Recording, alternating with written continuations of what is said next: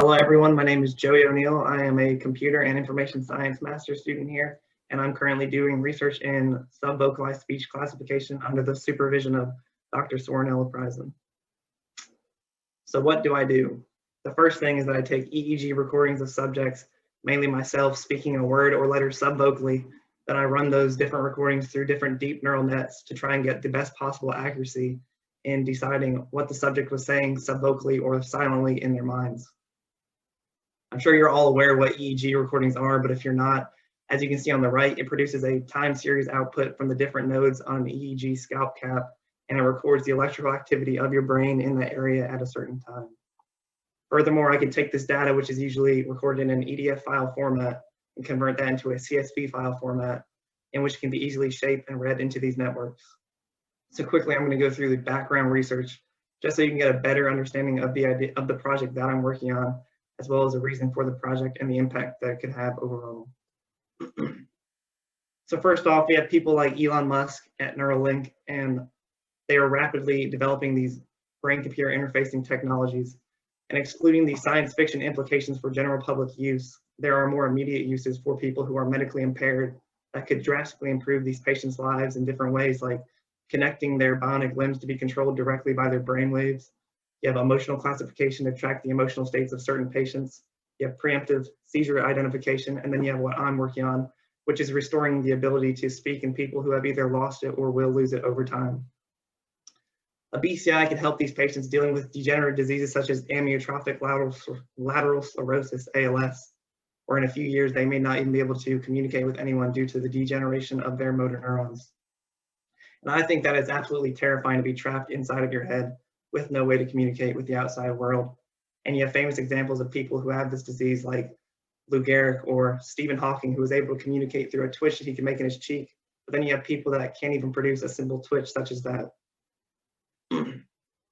Another important question to answer is that, is this even possible? And the answer is yes, it has been done before, just not with the best results. So in a 2009 Japanese paper, a single trial classification of vowel speech imagery using spatial patterns, they did some subvocal EEG recordings of English letters A and U, and they ran them through a support vector machine and got an accuracy range of around 68 to 78%. And then in a 2016 paper out of India, a communication paradigm, they took 3 subjects and took EEG recordings of 5 subvocalized speech tasks from each subject.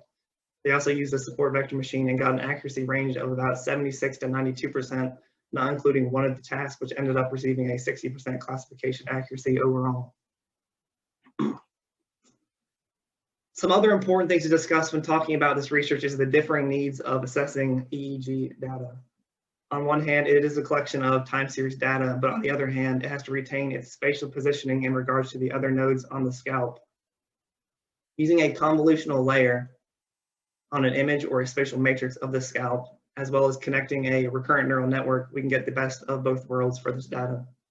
And in a 2016 paper out of Australia, they proposed 2 models that combine the convolutional and recurrent neural networks. For the time's sake, I will be going over one of those so you get an idea of the models. And you have the parallel recurrent neural network, which you can see on the right, which takes the 2 networks and runs them side by side, feeding the recurrent neural net with the original time series EEG data and the convolutional neural net with the transformed spatial matrices of the scalp. They then concatenate the 2 models and run it through a softmax activation layer for the classification output. They tested this on an EEG movement intention recognition data set and got a 98.7% classification accuracy. We take models like this plus more and test it on our own data to compare the different accuracies and find out which models are most suitable for the subvocalized speech classification task. So I've been working with the Emotive Epoch Plus, which is a 14-channel Bluetooth EEG recording headset. And with this, there was definitely a learning curve in learning how to use and record the EEG device, as well as learning the output and how to properly cut the CSV files so that I was left with data that I could actually feed into these neural nets. I ended up creating a dummy data set with 2 words, hello and world subvocally spoken, to pay homage to all the computer science programming language start programs.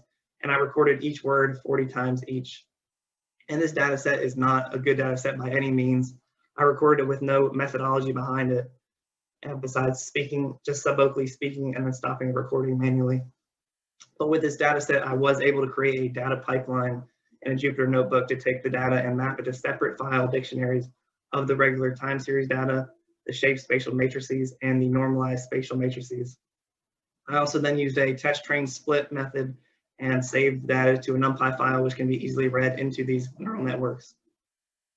I also automated the EEG recording process with PyAuto GUI to accurately record similar times, as well as clear the mind for better recordings and better results. And if you were wondering, I did feed the Hello World dataset into a 3-layer, 2-dimensional convolutional neural net, and I got a meager 56 to 58% classification accuracy, which means the network was basically guessing at that point. And it's not due to these networks, it's just because the data set that I recorded was so terrible. Like, it was absolutely awful. So currently, due to a mishap in the lab, we are waiting for a new emotive headset to come in, and which we will receive. When we receive, we're going to start recording a multi-subject subvocal data set to test on. And in the meantime, I've been working with the EEG data set from the Australian paper I mentioned earlier, and I am modifying the data pipeline currently because it is different from the data that we get from the emotive headset. And hopefully we can get around the same results as the paper to confirm that these models do actually work. But other than that, we have received a nice grant from the NASA South Carolina Space Consortium for this project. And I know this presentation was not very fleshed out due to these time constraints, these recommended time constraints, but I will be talking more in depth about the background research and the future of this project with Dr. Reprising on April 12th at 4:30 Monday in the Computer Science Research Speaker Series. So if you are interested, you guys can come out and see us then.